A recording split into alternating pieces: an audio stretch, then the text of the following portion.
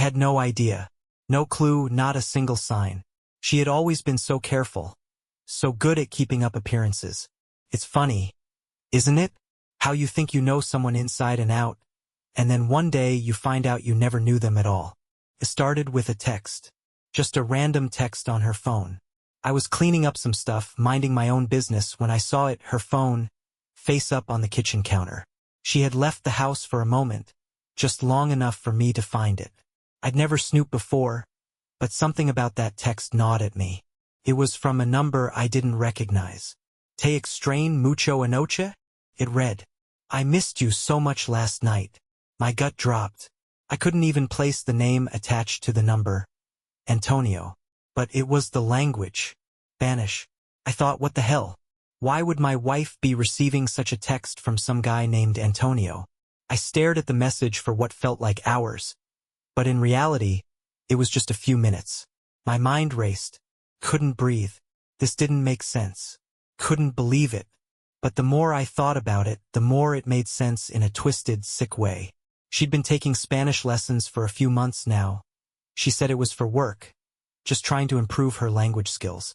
But this was something else entirely. I didn't tell her I had seen the text. I didn't confront her right then. I wasn't calm. Not by a long shot. Instead, I waited. I had to know more. I had to find out who Antonio was. What the hell had been going on under my nose? For days, I kept my distance. I watched.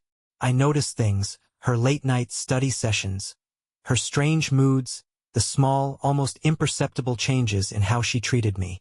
Little cracks in the veneer that hadn't been there before. She'd been hiding something, and now I had to find out what. One evening, when she was out, again, meeting her tutor, I went through her things. I'm not proud of it, but I needed to. There was no other way.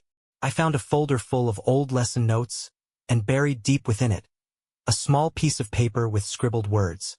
I recognized a familiar name, Antonio, a location, an address, and a date. I wasn't about to sit around and wait for her to come clean. I had to go after him. But I wasn't just going to find him. I was going to make sure he knew what it felt like to steal something from me. I didn't waste any time. The address was clear enough, and I knew what I had to do. My heart was pounding in my chest, but my mind was razor sharp. There was no fear, just anger, pure, unfiltered rage. I wasn't going to let this slide.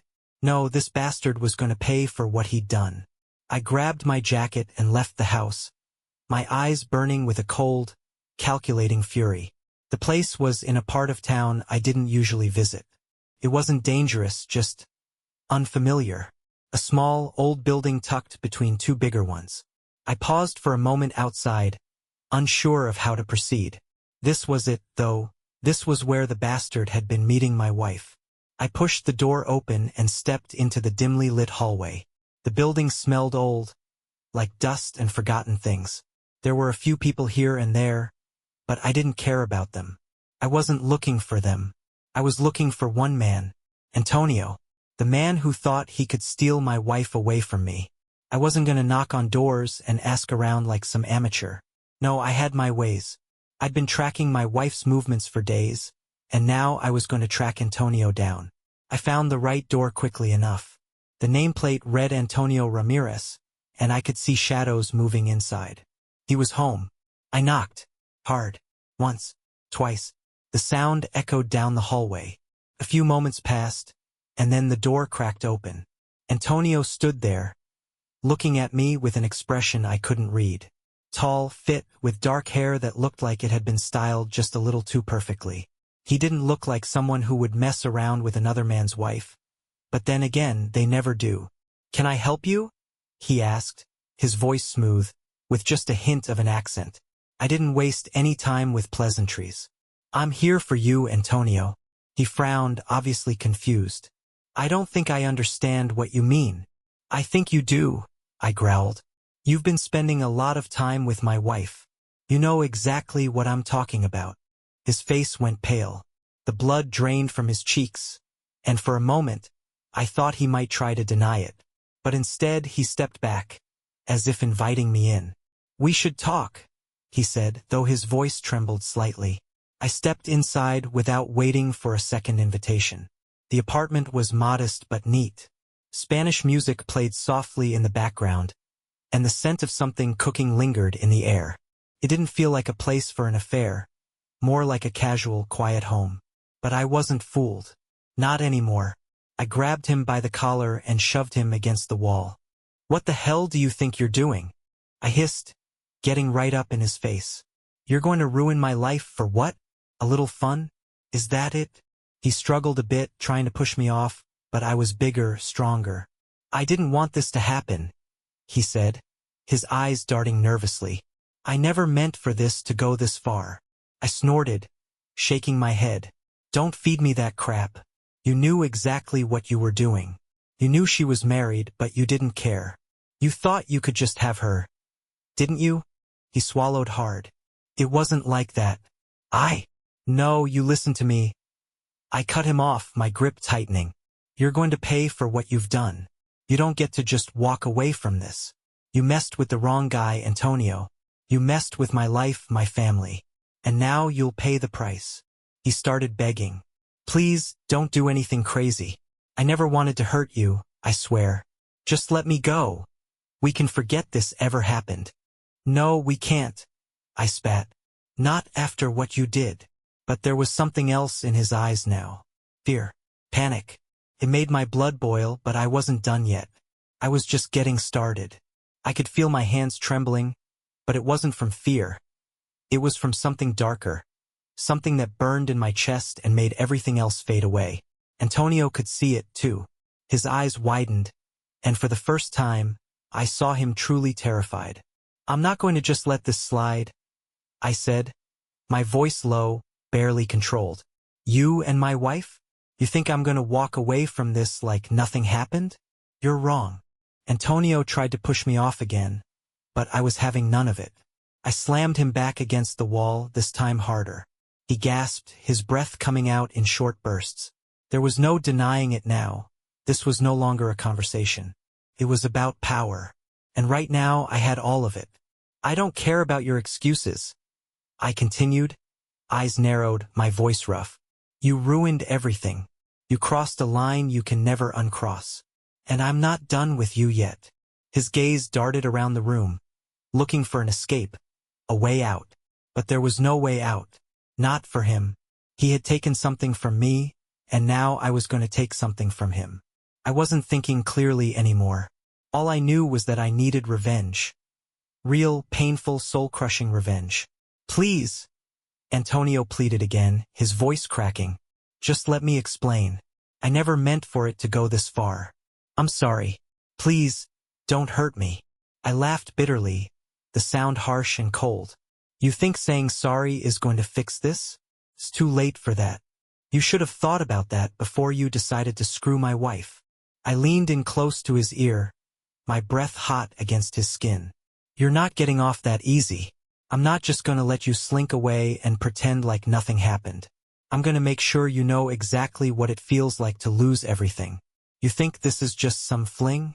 No, this is personal." Antonio's face was pale, and I could see the beads of sweat forming on his forehead.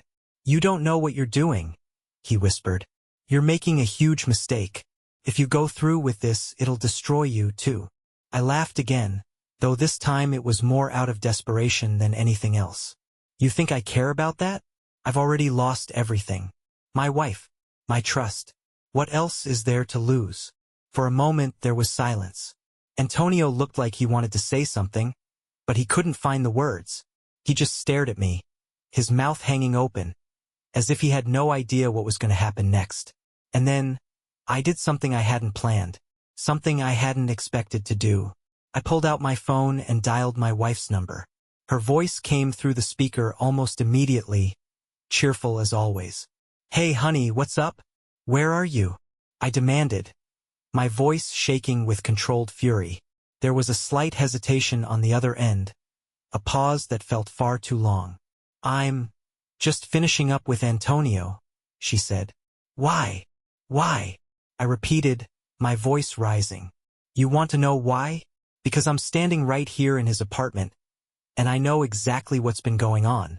There was a long silence, followed by a sharp gasp. What? No, you don't. I know. I spat, cutting her off. I know everything. I'm done with your lies. I'm done with this whole damn charade. I heard her voice crack, a tremor of fear in it now. Please, please don't do anything rash. I'm sorry. Okay? I'm so sorry. Just don't do anything crazy. I wasn't listening to her anymore. I wasn't even thinking about her. All I could see was Antonio standing there, looking like the guilty man he was. I looked at him, the hate bubbling inside me. You're not going to get away with this. I'm going to make sure of it. I hung up on her, the silence that followed deafening. Antonio stood there, still trying to regain his composure. But it was too late. The wheels were in motion, and I wasn't going to stop until I had destroyed everything they had built. I could feel the tension in the room, thick and suffocating. Antonio stood frozen, still processing the fact that everything had just blown wide open. His expression was a mix of fear and regret, but the truth was, it didn't matter anymore. I wasn't interested in his apologies or explanations. All I wanted was to make him understand the weight of what he'd done. You've made a lot of bad choices, Antonio, I said, my voice now eerily calm, almost cold. But the worst choice you made was thinking I wouldn't find out. You were so sure, weren't you, that you could just have her, keep it a secret and walk away like nothing happened. Well, now we're going to see how that plays out. Antonio opened his mouth as if to protest, but I wasn't having it. Shut up, I snapped. You've already said enough. I started pacing the room, every step deliberate, every move sharp and decisive. I had no plan at this point, no neat, calculated scheme. I was just going with instinct, riding the wave of anger and betrayal that had consumed me. It was then that I saw it. The perfect opportunity. Something that would hurt him in the most personal way. Picture. A photograph, tucked into a frame on his desk. It was a picture of him and my wife, laughing together at some cafe, arms around each other like they were a real couple. I picked it up, studied it for a moment, and then tossed it at him. You think I'm going to let you just slide away? You think you're just some harmless tutor? I scoffed. You're nothing but a coward who hides behind her skirts. Antonio didn't even try to catch the photo. He let it fall to the ground with a sickening thud. He didn't speak, but I could see the guilt eating at him. The reality was setting in, and I was enjoying watching him squirm. But I wasn't done. I needed more. This wasn't enough to feel like I had gotten back at him. Tell me something, I said, my voice cold again. How long has this been going on? How long were you screwing my wife behind my back? Antonio's eyes darted nervously, and I could see the shame in his expression. He wasn't going to tell me, but I wasn't asking for answers anymore. I had something else in mind. I had a plan to tear his world apart the way he had tried to tear mine apart. I turned on my heel, grabbed my phone, and quickly started composing a message. I wasn't sending it to my wife. No, this was for someone else. Someone who would ensure that Antonio's life would never be the same again. Someone who could make things very complicated for him. Just as I was about to send it, I heard Antonio speak, his voice shaking. Please don't do this. I never wanted this to be anything more than what it was. I never meant to hurt you. I paused, looked at him, and smirked. You keep saying that, but it doesn't change the fact that you crossed a line. And now you'll see just how badly you've messed up. I hit send. The message was simple but devastating. I knew exactly who to contact. Someone who could make Antonio's life a living hell. Someone with the right connections. It wouldn't be violent, not directly, but it would hurt him in ways he wouldn't expect. The fear in his eyes told me everything I needed to know. He was starting to realize what he had unleashed. Antonio tried again, his voice pleading. Please don't send that. You don't know what you're doing. But it was too late. The wheels were in motion. He was already in over his head. And there was no going back. I stood there, staring him down. You'll regret this. You'll wish you never met my wife. You'll wish you never crossed me. And with that, I turned and walked out of his apartment, leaving him alone with his own fears. As I left, I felt a strange sense of satisfaction. But I knew this wasn't the end. No, it wasn't even close. Antonio had no idea what was coming for him. I didn't sleep that night. How could I? Every time I closed my eyes, I saw the image of Antonio and my wife together, their smiles frozen in time, their closeness a slap to my face. It was suffocating. I wasn't done, not by a long shot. The message I sent wasn't just a warning. It was a countdown. I knew it would be a matter of time before things started to unravel for Antonio, and I needed to be there when it happened. The next morning, I couldn't shake the feeling that something was off. My phone buzzed, and I glanced at the screen. It was a reply to the message I had sent. The familiar name on the screen made my blood run cold. It was from someone who worked in a sector I knew well, someone who had connections, people who could make sure Antonio didn't forget his little mistake. We're all set. You'll hear from us soon. I grinned. It wasn't just revenge anymore. It was a full-on spectacle. Antonio was going to wish he had never stepped into this mess. But something else caught my eye as I read that message. A missed call. From my wife. I didn't bother calling her back. She could wait. She was going to have her own problems soon enough. A few hours later, I heard from one of the people I had contacted. The man on the other end of the line didn't waste time with pleasantries. Antonio's not a stranger to us, he said bluntly. He's been doing some business on the side, business he shouldn't have been involved in. We've got eyes on him. I leaned back in my chair, letting the weight of the situation settle in. My plan was working. Everything was falling into place. Antonio was going to face consequences he could never have imagined. The call ended, and I found myself pacing again, the adrenaline coursing through me. I couldn't wait to see the look on his face when everything came crashing down around him. The man who thought he could play with fire without getting burned. He had no idea what was coming. Just then, my phone rang again. This time, it was her. I didn't answer. Instead, I grabbed my coat and headed out. I had unfinished business. Antonio was about to get a taste of what it felt like to have everything he thought he could control slip through his fingers. I went to the same building where Antonio lived, walking with a purpose. My steps were deliberate, and my anger still simmered just beneath the surface. As I reached the door to his apartment, I paused for a moment, making sure I had everything in place. I wasn't going in empty-handed. When I knocked, the door swung open, but this time, it wasn't Antonio who answered. It was someone else. A woman. She had a stern, guarded look on her face, but when she saw me, her expression faltered for just a second. She seemed to recognize me, but she didn't speak. "Is Antonio here?" I asked, my voice steady, but with a hint of menace. The woman hesitated, then nodded, stepping aside without saying a word. I could see Antonio standing in the back of the apartment, his posture stiff, his eyes wide as he saw me walk in. "You," I said, pointing at him, my voice like a whip. "You thought you could get away with this. But now you'll see what happens when you mess with the wrong guy." Antonio tried to speak, but the words wouldn't come out. I didn't let him. "I told you this wasn't over. You had to think you were untouchable, didn't you?" I stepped closer to him, my anger bubbling to the surface. "Well, here's the thing, Antonio. You're not. You never were." The woman who had answered the door looked like she wanted to say something, but she stayed quiet. I ignored her, focusing entirely on Antonio. "I've already made sure your little world is about to come crashing down. You won't be able to run, you won't be able to hide. It's already happening." Antonio's eyes darted around the room, his fear palpable. "Please," he whispered. "Please don't do this. You don't understand." I didn't let him finish. "No, you don't get to explain.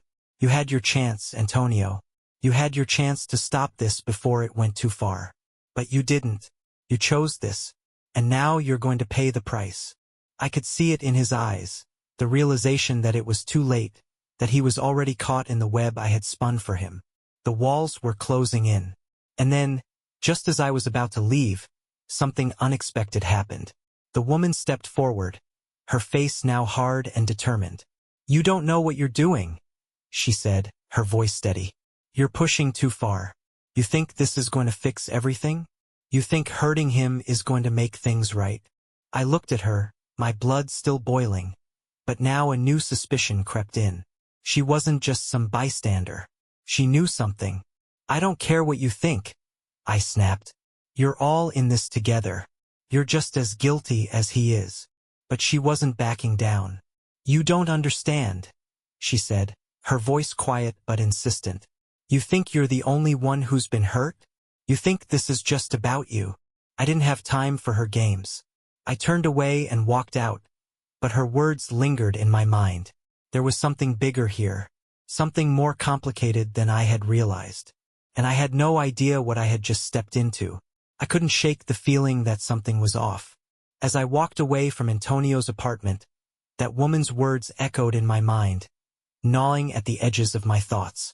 You think this is just about you? What the hell did she mean by that? It didn't matter. I had no intention of letting anyone distract me from my mission. Antonio had crossed a line, and I was going to make sure he felt every ounce of the consequences. He had to be brought to his knees to understand the weight of what he had done. But the nagging feeling lingered as I got into my car and sped away, the adrenaline from the confrontation still coursing through my veins. I had already started seeing the cracks in his perfect little world. But now, I wanted to make them deeper. I was going to destroy him. Completely. Later that day, I received another call. This time, it wasn't from the people I had contacted. It was from my wife. I let it ring 3 times before answering. Why are you calling me now? I asked, my voice sharp. I need to explain. Please, just let me talk, she said, her voice trembling, full of guilt. I could hear the desperation in her tone, but there was no sympathy left in me. You've got nothing left to say, Maria? I said, trying to keep the anger in check. I know everything.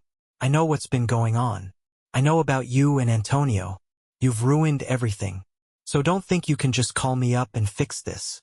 There was a long pause on the other end of the line before she spoke again. Please don't do anything else.